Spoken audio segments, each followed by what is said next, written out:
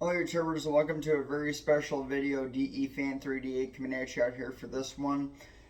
Talking about a very high profile, uh, used to be an Elko Speedway late model slash super late model team, Bandolero legend to a dirt car now, and but definitely was very overwhelmed, and it's very humbling to hear some stuff that I didn't think I kind of had an idea what I was going to hear, but then again I kind of didn't. When I went to Teddy Kashadi's grad party back on May 11th this year, and it's kind of ironic because 10 years ago I graduated from high school in 2015, and then 10 years later, 7K follows in suit, which is pretty cool. But 7K racing with Teddy, Josiah, and Jackson. I mean, that group right there alone has been pretty has been well rewarding to hang out with. The couple of times I went to Elko and they were there, and I. I followed their careers a little bit. I certainly saw them coming through the ranks, especially with Teddy starting out for everything, bandos, legends, and then following into a late model, and uh, then it was Josiah doing the same thing, legend, the bando, then the legend. He stuck with the legend for a while, and then he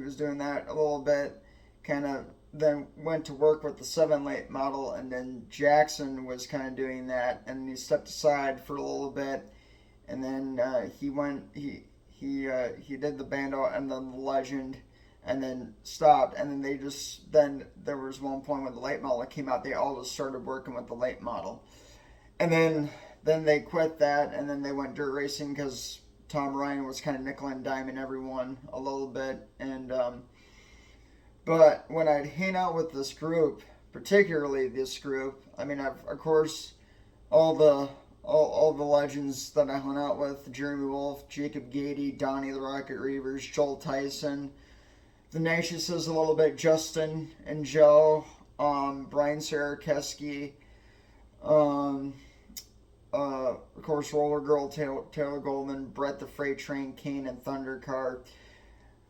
Saw Taylor do a one-off in late model with the 8. They all knew how diehard I am and everything like that. But the Kashadis, for some really cool reason, and I still get chills talking about this.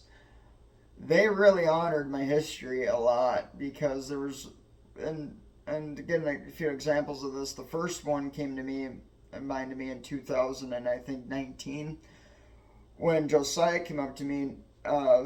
This was evening dark time, and during the second intermission break, and I didn't get this on camera, but I was talking to that group off camera with my phone, and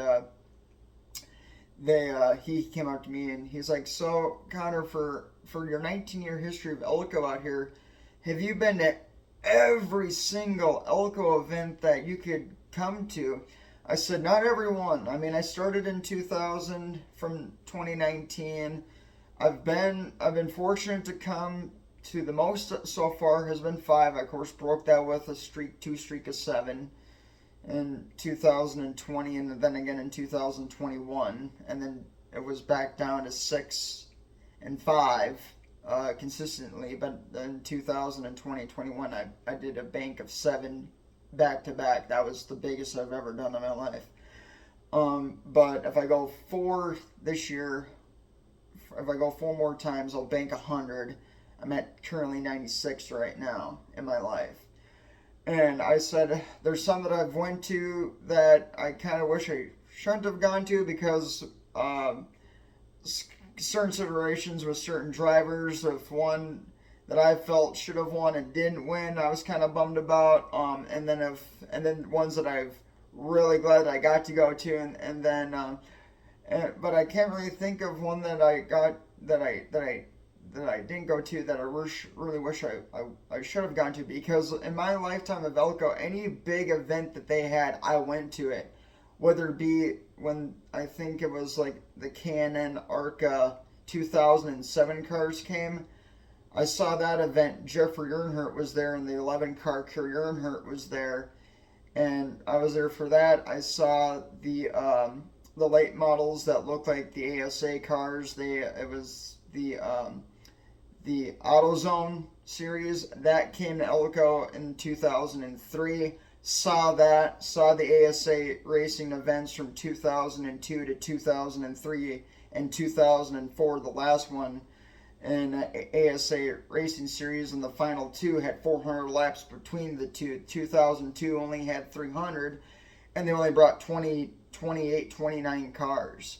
And that was the shortest field, because in 2003 and 2004, when the ASA series went there, it was 33 between the two. And that was the most field of cars I ever saw at Elko since, was a field of 33. And it was, as I call it, around the world super late model racing. I mean, right when the start of the field entered turn one, the last car was exiting corner number 2. That was incredible. So here's turn 4, here's turn 2. It's almost like, yeah, it was very, very interesting. Yeah, so you're around corner 4, and yeah, that was insane. And the autograph session went from the front stretch, and it looped all the way around towards getting to the entrance of turn 3. And that was incredible to walk the whole 2003 ASA field with 33 cars there for the on-track autograph session. And that 2002, it was like half the entrance of turn 3. 2004, it was like almost halfway down the backstretch going in the exit of turn 2. And that was incredible. And to see Rich Bickle and Dick Trickle there in 2003 was pretty humbling. And the 17 of Mike Garvey won back-to-back in 03, 04 with the Janikin car that was owned by Terry Bradshaw. 2002 was won by champion Joey Clanton of the series and beat out Gary Cinnamont by 1 point, which Gary wound up winning his 17th try at the Minnesota State Fair Speedway for the Labor Day race. And I was at that event. And the Shoddy group was really impressed and are still humbled that and they're totally bummed out that they never got to go to that event, and I feel bad, because I'm glad I got to go, but I really wish that younger generation could have seen that, unfortunately. But I mean, it's on YouTube. I watch every Labor Day Monday, but it's not the same, of course. But the one thing I'm glad that the takeaway I do have is not just I have the program book. I got this photo off of eBay 2 years ago, and this was shot in 2001, Sunday night in Wisconsin's Rapids, Wisconsin, and Rudolph, Minnesota, at Dick Trickle's race shop with his 2001 ASA late model next to the hauler that also carried the Goldie Monte Carlo 5-star car in 2004 and 05 that raced at Elko, carried the Papa John's Monte Carlo, which then was the famous Dave's car of 2006, and carried both of that ride. And that's what ended it out at Oktoberfest in 2007, was the Papa John's car with Dick Trickle in this, with this same trailer hauler. And I saw that car in 2002. Unfortunately, it was wrecked, and the thing that I liked about it is it had Pepsi Blue on the hood of that thing. I remember Jeff Gordon driving the Pepsi Blue car at the 2002 Aaron's 499, which of course Dale Jr. beat out Michael Waltrip with, and Kenny Wallace got penalized. And the satellite Aaron's 98 car that was owned by Michael Waltrip. And then that's when in July of 2002 at the Pepsi 400, when the fans about tore Daytona apart because they didn't restart the race and Michael Waltrip won by default, Kenny Wallace wound up wrecking that Stacker 2 98 World's Strongest Fat Burner Monte Carlo by DEI Satellite, Michael Waltrip organization. So it's the little things that count in life like that. And when I was a big in NASCAR, I'm not anymore, but ARCA Menard series fits the bill for me, because it's kind of a glorified version of the ASA Racing Series back in the TNN Speed TV days, with Jim Trado and Bob Dillner, and then Buddy Baker, which then went into the Speed broadcast booth. But Bob Dillner and Jim Trado, I think some of those guys transferred into the Speed Channel era at the final 2 years, including the last year when they had the numbers on the rear quarter panel in 2004 to add sponsorship to the door. And that was kind of cool and neat to see the whole field like that, and including rookie Joey Logano. But not just Cup drivers. I mean, Jason. Trying to think here. There was David Stremme, Reed Sorensen. I'm trying to. And then Joey Logano and Kyle Busch. They were ASA Racing Series graduates, and David Stremme winning Rookie of the Year over Dan Ferguson in 2002 by like a few points. And that's when Danny drove the Lefevre 21 after Sawinski stepped out of the ride to drive car number 1. And he wound up being a back-to-back champ in 2003 and 2004 for Lefevre Racing out of Lakeville, which is not too far away from their shop being from the Fleet Farm that's still there in Lakeville. Right, and it's not too far away from Buck Hill, which is really neat. That was in our backyard. I think the race shop is still currently there. I don't know if it's in use or not, but I do have the address to that place because I have the postcards to those cars, and some of them are autographed. And also too, Donnie Rocket Reavers drove that. Troy Wangerin was in there. Joey Miller was in there. Tim Olson. Jason Schneider was in that and as well, and Schneider drove in 2000 and 2001 with the 01 satellite Lefevre car with Lefevre Racing on it all of 2000 for the State Fair event, and then got Texas Roadhouse because he sponsored that in his local late model at Elko in 2001. And I know that because I remember seeing that car when he was also kind of teetering between Hooters and Texas Roadhouse sponsorship at Elko Speedway for his late model. And but he primarily had it in 2001 because that's when Hooters was kind of stepping away from Jason, and then he did Texas Roadhouse a bit. 2003 was weird to see him jump from Chevrolet to a Dodge. That was interesting. I remember that quite fondly. And then he went back to Chevrolet from 2004 to his retirement year of 2015 when I graduated. And the one thing that I liked about 2015 was Jason Searcy comes to mind when I think of this, because Talladega Nights around 2013 to 2016, 2015 was the free admission event, and I really dig that.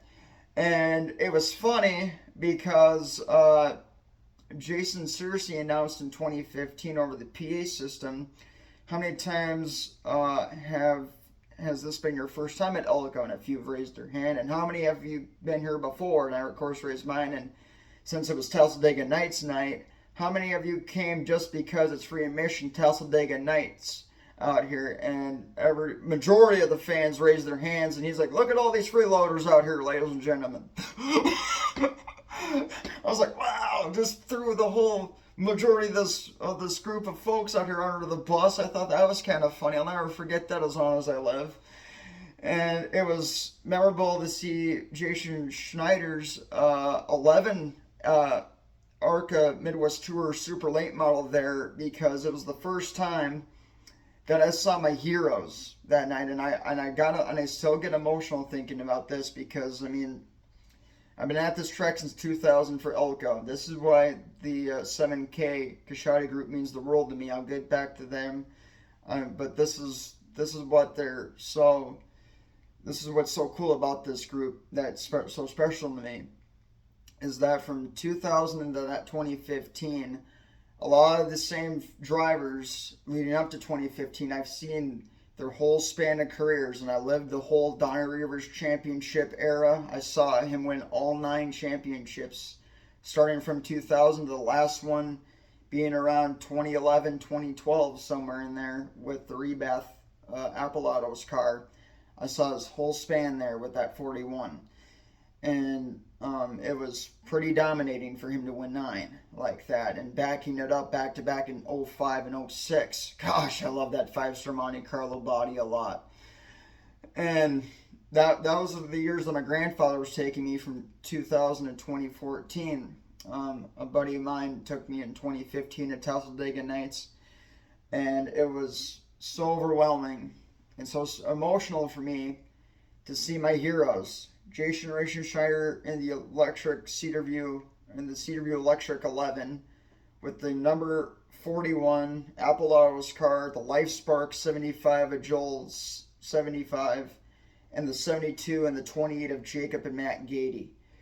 Oh my gosh, that was to see super late model ASA Archimedes Tour Elko Speedway late model drivers run with each other, and Jason's driving an Archimedes Tour late model, super late model mixed with local guys. Right there, I was kind of confused to what I was seeing. Is this Archimedes Tour or these Elko late models, and they're just carrying over the same sponsorship?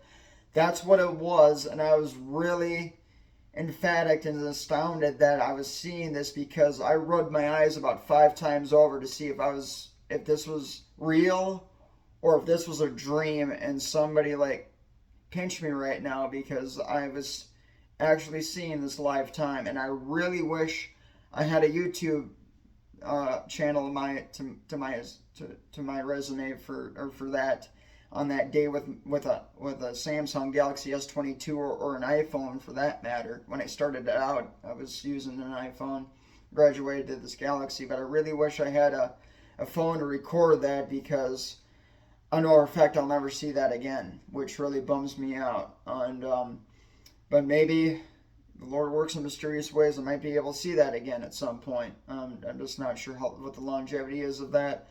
But I knew everybody's history with that one-off event in 2015 for that free admission night. And unfortunately, under circumstances, Jason got wiped out. Waited a few months, and come August of 2015, I saw him with the same car, but he had a Chevy SS nose clip on his Chevy Impala bumper cover of the same car. And I thought, I don't know if I should call this a Impala SS, a Chevy SS Impala, or just a Chevy SS with an Impala bumper cover. And Jason was laughing when I mentioned that to him. He thought that was kind of funny. And so when I was talking to the Shotties, it started out with Josiah. I was telling him some stuff about, well, how I got to go to the State Fair event, which really put me on the map to be established a super late model fan, because that's what you see majority of my channel is, because I'm sentimental to that division a lot due to the fact of the Minnesota State Fair being my Daytona 500 as 6 years old. I mean, at 6, I thought that truck was the same size as Daytona. When I went in 2015 or 2016, the year after I graduated high school, in 2015 to 2016, I automatically, and then of course knew when I was about 10 and 11, looking at track sizes, when I went back to dabble with the late model stuff a bit, because NASCAR to me at that point was kind of dwindling to the wayside. Like I was having the super late models up here, and NASCAR was down here, because of just circumstances that one of my favorite teams were doing, that were switching guards and changing up fonts. I didn't like it, and I knew that NASCAR was going to die off for me at some point. I just had that feeling. But I knew that if I wanted to be established a super late model Elko fan and be a fan of the entire upper Midwest division of the ASA/Archimedes Tour division, I needed to learn these guys' names pretty well, and even some stats for that matter. So I looked at the track sizes. We started back with the State Fair, went to Daytona. I automatically knew that those are not the same size, but I did find out that the Bristol Speedway track and the State Fair are the same size. It just different configuration. One's flatter, one has baking, it has seating the same size as Daytona's capacity. The State Fair, of course, did not have that, and the track was pretty flat, but there was pretty good drivers from the Midwest to drive there, including guys from down south to come up here and log some miles up there. And but it was emotional talking to Josiah about my early days and talking to him about my grandfather taking me 14 straight years. I honor that with a special commitment, which is the other reason why I know what I know. And then when I was in high school in 2013, 2015, in my textbooks of world history and history books, in every other page in a section of a chapter, I go out and open campus 8th hour when, if you were able to get it, you'd wear a badge and you could do whatever. You could go to certain rooms that had different club meets up, or you could just hang out in the library and do whatever. I stuck to the library because I was printing off in color printer pages about 50 photos deep, which is all nothing but super late model drivers with their cars and their names from the ASA Super Late Model Series that tour with the with that, which is now the JAGS ARCA Remax tour, now the ASA Stars tour. That was the ASA series then with the 5-star bodies. Had some of those mixed in with Elko drivers, mixed in with ARCA Midwest Tour drivers, mixed in with ASA Midwest Tour drivers from 2007 to 2012. And had 50 photos, 50 pages, about probably like 110 super late model photos, and crammed them in my textbooks with scan a section and read off a boatload of names that had some stats on them. And that's what I know. And Josiah would look at me like, holy smokes, that's incredible. I told the same thing, I think, to Teddy Kashadi as well. And Teddy fired back at me. He said, you know what, Connor? I do this for a passion of living. I mean, I was able to do Elko a bit, asphalt. Now I go to these dirt tracks, and it's really sad to see the newer generation come out here to these tracks, whether it be asphalt or dirt, and not really grasp the concept of how you should go about supporting something like this and if you wanted to pursue a passion and involved our sport. And I mean, I try to teach the younger group now a little bit of what I know about the earlier days of some of these divisions, whether it be dirt or asphalt. But it says after considering all the whole situation of everything that I'm trying to kind of dabble a little bit in with some of the history stuff. He goes, I have a hard time struggling with that because I'm not from that era, but you are, and you have a really good representation of what that older era was like, and you understand it way better than I can ever understand it. And I'm just like, holy smokes. And it's pretty overwhelming to hear something like that, because I told I brought all 3 of them together when I was showing them some program books, and I said, I just been put in a very good situation. Started with my grandfather, went up to Florida, or down to Florida, met a guy that lives up in Michigan, Mike Kangas, which good friends with Gene Coleman. That's how I kind of got the Gene Coleman's YouTube sponsor for my channel. And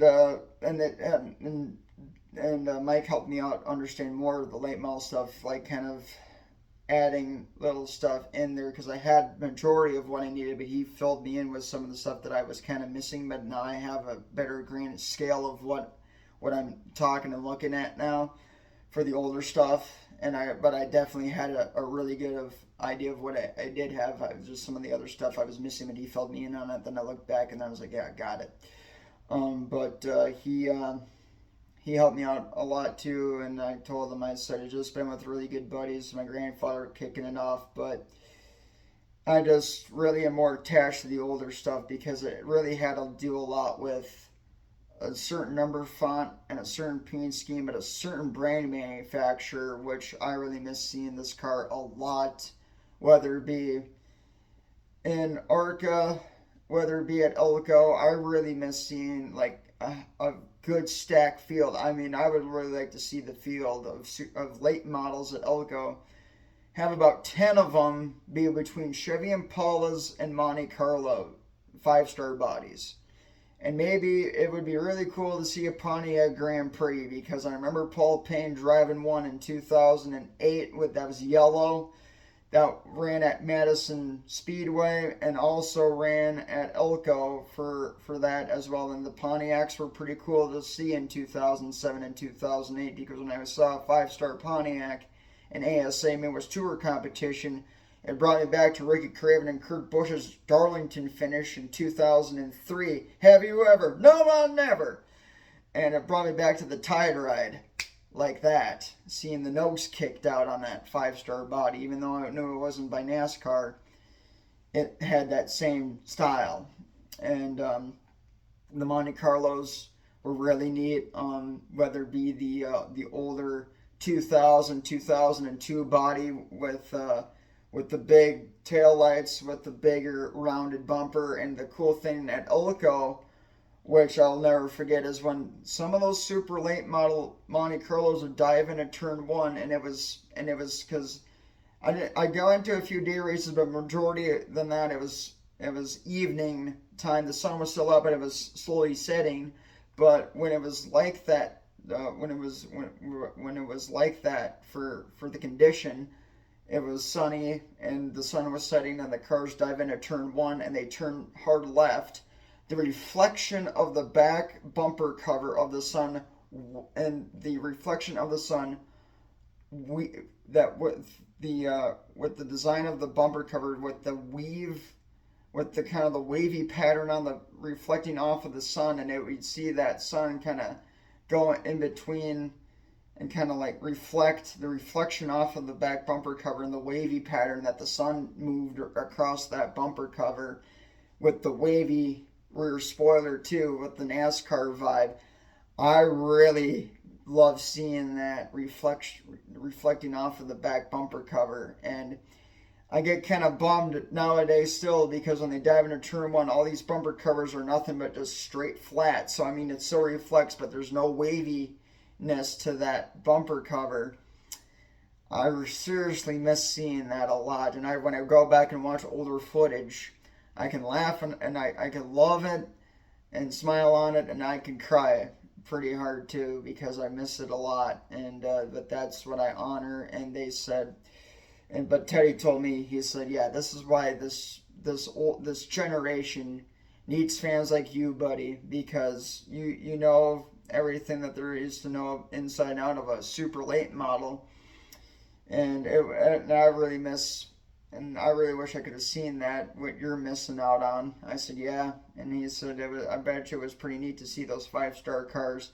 I said, unfortunately, back in those days, I wasn't old enough for a garage pass, because in 2014, that was when I got my first garage pass, and it was Thunderstruck 93 for the longest night ever in my lifetime at that track. And no one other night has come closer than that.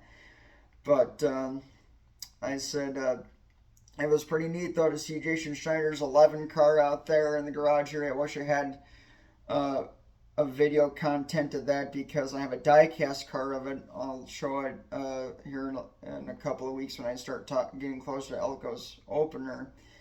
But I said it was really honoring to see Jason's 11 car and schmooze up to it pretty much, and take it for what it was and what it is. And then talking to Joel Tyson and Donnie Reavers for the first time from the 41 to the 75 LifeSpark car. And Donnie wasn't running that night, but the 75 was, and they were using Donnie's Appalatos hauler, which was really cool. I don't know if he still has that one or not, but he transferred that. He used that a lot in the ASA Midwest Tour division, and he even brought it to Iowa in 2012. And that was pretty neat. And it had like a dual cab sleeper in it, and it looked like a makeshift glorified NASCAR hauler. And I was like, that hauler is pretty neat, and it made all of the rest of them look like we're not good as he is. So that was pretty neat. And but it was really cool talking to Joel and Donnie. Kicked it off with them right away, instant connection.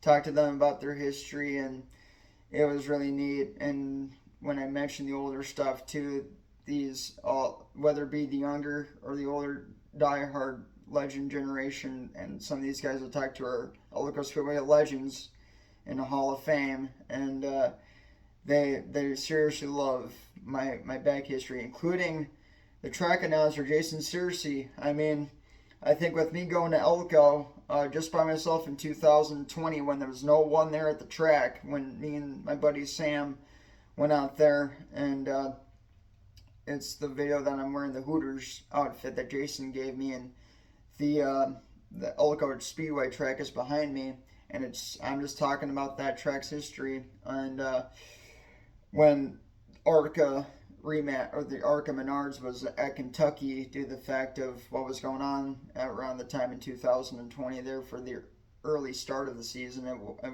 went off not so hot, and then we picked it up, but Sam was hanging out with me at my Chaska downtown house, which is the older videos that had all the postcards behind me. Now that I moved to Waconia, they're all underneath my TV stand. I was talking to Sam, I said, well, I might as well turn on the TV on YouTube and we can watch reruns of Elko and some late model ASA stuff. I'm down for that, for the ASA Racing Series. He looked at me and goes, we're going to do that, but we're not going to do that right this minute. So what are you talking about? He goes, no, you're making your 20th year's career with this track's relationship, right? I said, at some point I'm going to. They haven't released a tentative schedule for 2020 yet. I mean, we're kind of in the early stages of July out here, but I'm not sure when it's going to kick off, and I haven't really heard anything yet, but I'm hoping soon. He goes, well, we need to make an early start on this 2020 season for you. So how are you going to do that? He says, we're just going to go to Elko. I said, we're just going to go to Elko with us just with the track. He goes, you never done that before, have you? I said, not in 19 years I've never done that. I mean, this would be, to me, like Dale Earnhardt winning the Daytona 500 after 20 years of trying, of effort. He says, well, your 20th year time is now. All right, so we went downstairs, hopped in his white Toyota Camry, took off from downtown Chaska, Pine Street Division, and drove all the way to Elko New Market. Before I shot the video, I just wanted to take the scenery in, and I asked Sam, I said, for us being here, even though there's not a single fan out here, not a single car, whether it be from a certain division, but for me, I'm going to say not a single late model out here, you want me to... should I count this as one for 2020 for as many times as I've gone to Elko? He goes, absolutely. I said, all right, so I'll count it for one. So that was the first time I went to Elko in 2020, with just the track and me and him. And I think that's the reason why in 2021 at Dreamville's Beer Bash Party, Jason Searcy told me, he's like, I'm doing a podcast this year, and I'm gonna talk to all the high drivers that do well out here, and of course talk to the winners, and of course the champion. I'll do a podcast with them, but I'm gonna include you in it. I'm just like, what? And he says, because I mean, what you did at Elko, I mean, no other fan has ever done what you did just with the track alone, and that was pretty neat. And you've been at that track for 20 years, and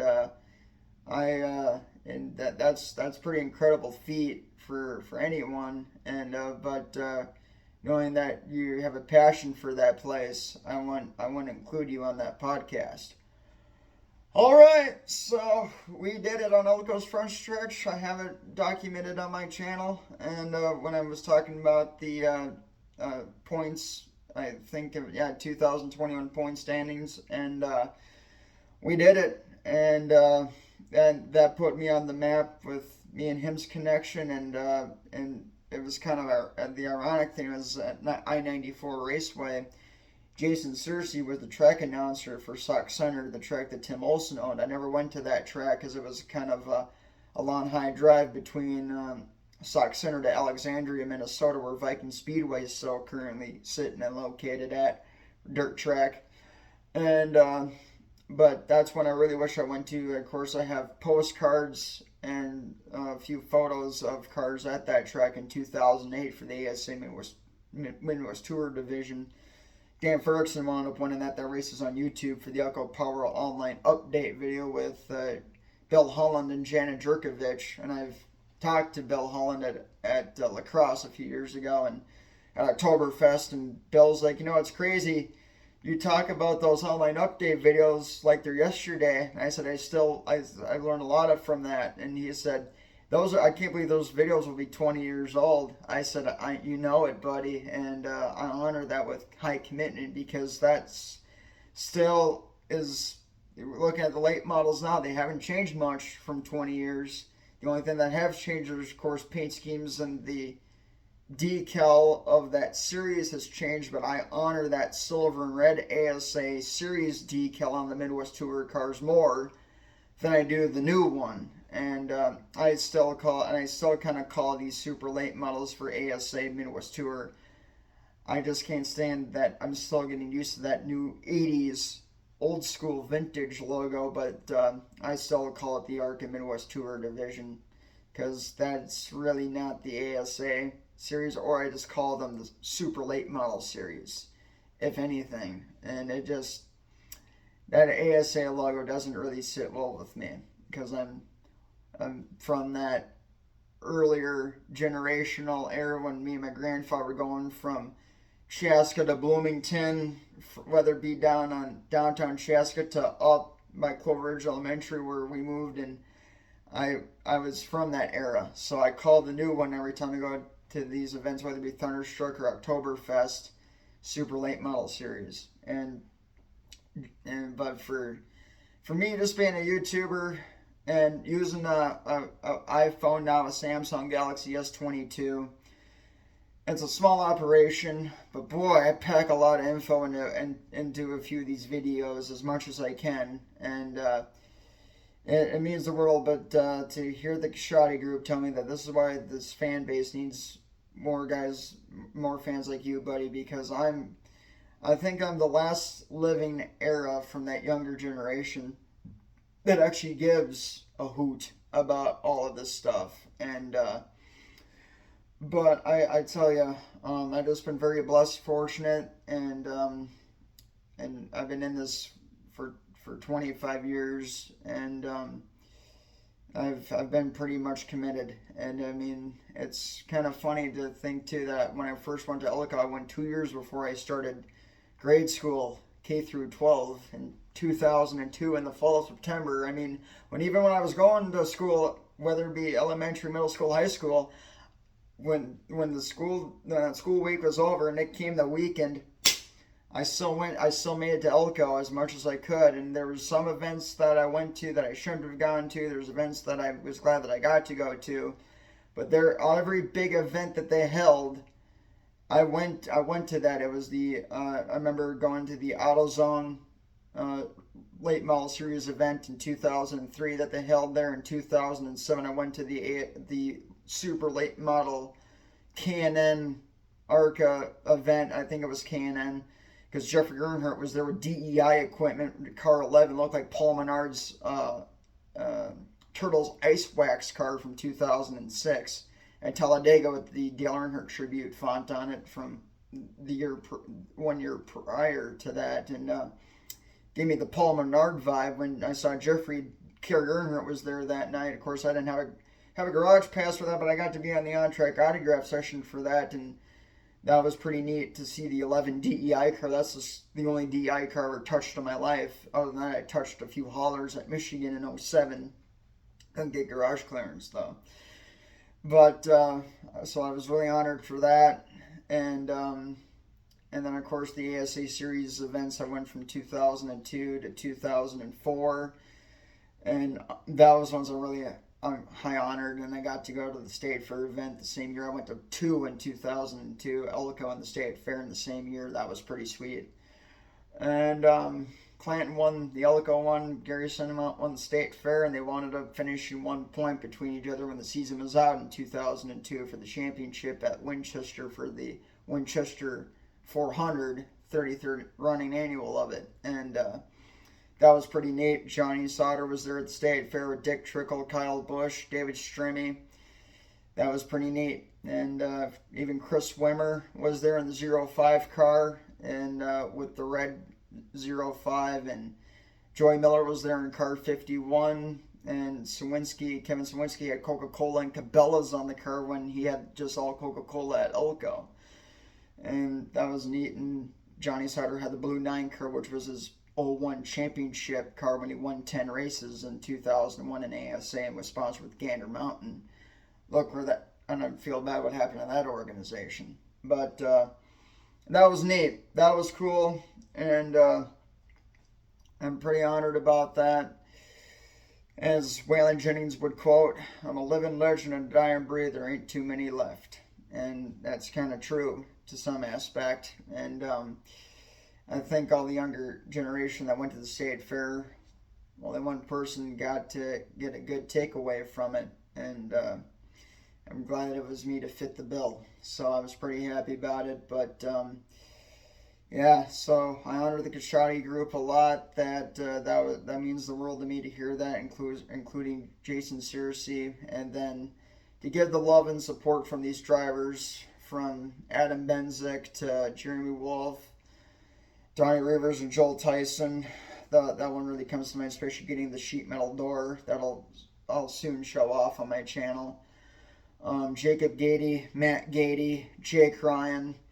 I've still kicked myself that I never got to do, and I really wish that Dan Ryan was around, because boy, wouldn't that be sweet to do an interview with Dan. There's one interview of him on YouTube from the year I was born of 1996 that when they had this Elko update cast out there, they cornered Dan one night and at the tech garage and was talking to him about leaving the Sportsman, then hobby stock Thunder car era, to go to the Elko late models of 96 when he had the all silver Dale Earnhardt Bullet Gens Ryan 39 Monte Carlo 5-star body car. And he was talking about the transition there, and it was kind of cool too with the 2000 program Elko book that I have. I'll show you that in another video this year. All the Kashadi guys from Teddy, Josiah, and Jackson, when I showed them the classes of cars from Elko's 2000 past to 1999, they said, what was the difference? We can't really decipher the difference between the Thunder cars and the Elko Bombers. Then Power Stocks, but then Elko Bombers, because the Thunder cars and Bombers look the same. I said, the only reason why I know that they were different is just going off what the announcer said in the press box up there. Whatever the announcer says, I just agreed with it, because they did look the same in 2000 and 1999, and the Sportsman class was then the hobby stock Thunder car, and it was kind of here, and to me it was funny to hear Sportsman, because to me, going vintage, NASCAR Busch Series was called the Sportsman when it was NASCAR Winston Cup racing. So that was kind of funny to get an Easter egg in there with the Sportsman class at Elko Speedway, then hobby stock Thunder car. So that's how you know how OG that I am right there. And I even missed the Elko Super Trucks, and they said, was that ASA? So not when it started out, it was just its own class. And they're like, oh, okay. So yeah, and there was 16 trucks that they had out there. Even Tom Ryan drove one, and Mark Anderson won the track championship in 1999, and his truck was a black Silverado with a Dale Earnhardt Jr. fonted number 8, looked like Ted Reavers' 8 as well. That same Earnhardt Sr. font on the Sportsman Busch card, and they thought that was pretty cool to see that, and including Jason Schneider's 1999 Hooters car for his second back-to-back championship. And I would love to have Jason Schneider on a driver interview too for my channel. Hopefully he can come back, because Talladega Nights in 2015 was a dream for me. Not just it was free admission. I could care less about that, because either if I go there free or I don't go there for free, I pay with a heart of passion for that place. And so, but I went to free. That free night, Talladega Nights 2015, 10 years ago, I'll never forget what I saw in the late model division. The 11 CW Electric Jason Schneider car, the 41 Donnie the Rocket Reavers 41, the 75 Light Spark Joel Tyson car, the 72 Jacob Gady, and the 28 Matt Gady Chevrolet. I was impressed to see a glorified makeshift Elko late model slash ARCA Midwest Tour vibe from that. And it was a long time coming for me when I saw Jason Schneider, racing Jason Schneider, next to Donnie the Rocket Reavers in car 1141 with two paint schemes I honored a lot. And of course, Donnie at the time had this blue 41, had a blue car with a green 41 on the side. That was kind of interesting to see that, but I thought that was kind of neat. But to see the black Denny Hamlin looking Blaze deer hunting orange CW Electric car with the green decal on the hood next to that blue green 41, and then Joel 75. That those three cars alone stood out. Like, this is why I honor my heroes, and that was pretty neat. And in fact, there was one time that at Elko in the garage, Josiah and Teddy and Jackson, I don't know if they asked me all at once, but one of them asked me, what out of all the late model drivers, which one is your favorite? And I said, well, if I do that, I'm going to shell out 50 names to you, because, and I've not just seen Elko drivers, I've seen all ASA Midwest Tour / ARCA Midwest Tour competitors come up here. Also from Wisconsin, like Steve Carlson, Ross Kenseth, Chris and Jason Weinkoff. I mean, and even Chris Wimmer. And the line stretches here to the moon for that. And so it's a mixture between Midwest Elko and then regional lacrosse drivers that run lacrosse locally to ASA, ARCA, Midwest Tour drivers from different eras, because some didn't run all history. Some left ASA and then they went to do their own thing, or they just retired out of that and they didn't go to the ARCA Midwest Tour division. Some came into ASA Midwest Tour and then left. Some skipped that and then it went to the ARCA Midwest Tour. Just depends on what years we're talking about. But I've seen it pretty much all lengths of the ASA ARCA Midwest Tour series, including the ASA Racing division as well. So I mean, this is why I don't have a favorite driver ever, because I've seen it all pretty much between 2000 to 2025, and even the stuff that I kind of missed out on different tracks, I rewatched that and I felt like I was there, even though I wasn't. It's in the luxury of my own place, but definitely got the luxury to say that I've seen a lot of those drivers thanks to my grandfather, and it was really neat to say that I just got to see Ross Kenseth in 2011 running with the 66 of Steve Carlson when his car was built by Conrad Jorgensen, because I have a photo on a slideshow video on my YouTube channel when it's the Elko 20-year anniversary video from 2000 to 2020. There's a photo on there with Ross Kenseth and Steve Carlson, and if you pause it, you can read Jorgensen Motorsports on the back bumper cover of the 2011 Steve Carlson black and orange Monte Carlo, and or it might have been 2010, 2011. It was somewhere in there, but I saw that with Ross Kenseth's Ford Fusion.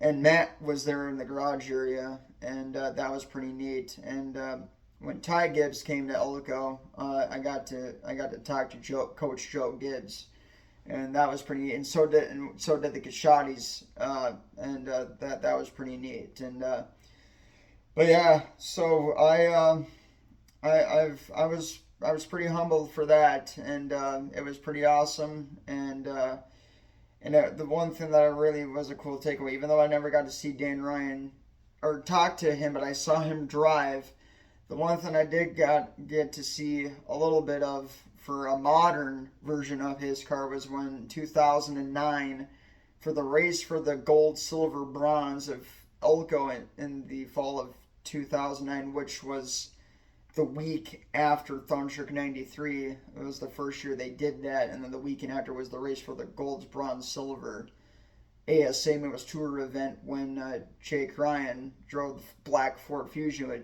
Gensrite Geothermal 93.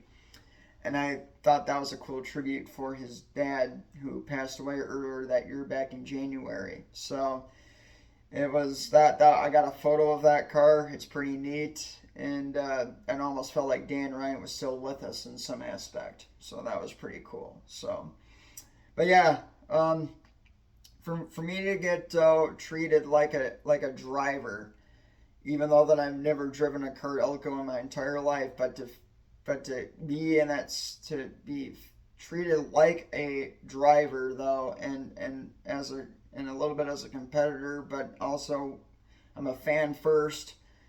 It's just really cool that I get recognition like this, and it's overwhelming, and I hold it with grace and dignity and pride, and I'm just really honored that I'm in really good company. And Teddy even told me, he goes, don't ever let anybody toss you around and knock you down, and don't ever back down to what your beliefs are, and because what you're doing right now for YouTube and everything is really impactful, and it means a lot to us, and a lot of the Elko drivers. That, I mean, the years keep going. But you, during the off season, you never let go of where you came from, and a lot of people don't do that nowadays. They just kind of be like, well, the past is the past, and let's get over it. You still have a heart for that stuff, and that's pretty rare nowadays. And this newer generation coming up, they're kind of missing out. And Teddy was telling me this, and he said, it's just a really crime shame, but you got a good thing going and don't ever stop. And I said, I appreciate it. And I started, and I'm not going to feel sorry for this. I started getting crying and emotional standing next to him. And I did the same thing with Josiah. And I did it. And then when I talked to all three in a group, Jackson saw a little bit of that too. So it was really cool that they understand my heart, my passion for this, when a lot of people don't really think about it a whole lot and realize that as a fan, or they just go as just to be a generic spectator. Boy, and even Teddy says they need a good education, but for you, what you're doing is really helping not only us, but I hopefully helps out a lot of others. And I said, yeah, I mean, that's why I love doing that's where I really love the garage interviews. And Jason Searcy asked me about that. He said, do you like talking to the drivers? I said, I do, because even though we're running up-to-date late models, you look under that sheet metal and you're looking at bare roll cage. That chassis, even though it doesn't talk, I can kind of there's some of them that I can sense a vibe on, that there used to be a really cool, darn cool body of a Monte Carlo used to be hung on that thing, and I can kind of visualize seeing that. If I squinted just right, I can kind of visualize myself personally. I can visualize a 5-star Monte Carlo body, whether it be from 2003 to 2007. And that to me is pretty sweet that they haven't changed I mean, they're changing decals around for graphics, but I really can still visualize a Monte Carlo, and I really miss that a lot. So it's, even the old Pontiac Grand Prix were really cool too, and the Ford Fusions were pretty sweet. Wasn't a huge fan when Toyota Camry came into the ASA Midwest Tour division, and but that one I kind of had to cut my teeth on a little bit. But there was a few drivers that went from Chevy to Toyota Camry that I had a hard time cheering for in those days. But that's where I look I mean, I still pulled for them. I pulled for the driver, not the car necessarily. But when that happened, I kind of had a heart for other drivers because if they didn't switch and they were still with Chevrolet, I pulled for them the hardest because they didn't jump ship. And I got a handful of that era as well too for favorite drivers as well. So. And but my respect for them never did leave, even though they did win to Toyota Camry. I then later forgave them about it. So it's all good. But I go back to watch those older videos, and I can, and it still kind of cut my teeth on it. But you know what? If I drink a Diet Mountain Dew, it calms my nerves down a lot. So, but it's all good. But I appreciate this. I appreciate and having the high honor to carry in this old generation with me. I always will for the rest of my life, and even including the original wooden grandstands at Elko Speedway, and from 2000 to 2005, I was heavily involved with that era as well because my buddy Mark would during intermission breaks, when action was over, he would walk up and down the length of the grandstands, and if nails were sticking up, he'd smack them back into the boards with a Phillips hammer, or he'd bring extra nails with him from home and smack newer nails on those boards as well until after the season was over in 2005, they tore down the main section. It was the only grandstand section I ever saw with an elevator system that worked for the press box announcer's booth down to the ground floor, to switching that all out to creating the alloyed aluminum ones we have now, and I think there's an elevator system with them too, just off to the side. But I see Jason seriously primarily getting his workout exercise walking up and down the length of the grandstands when 20 years ago in 2005 you could use the elevator system, which was kind of cool too.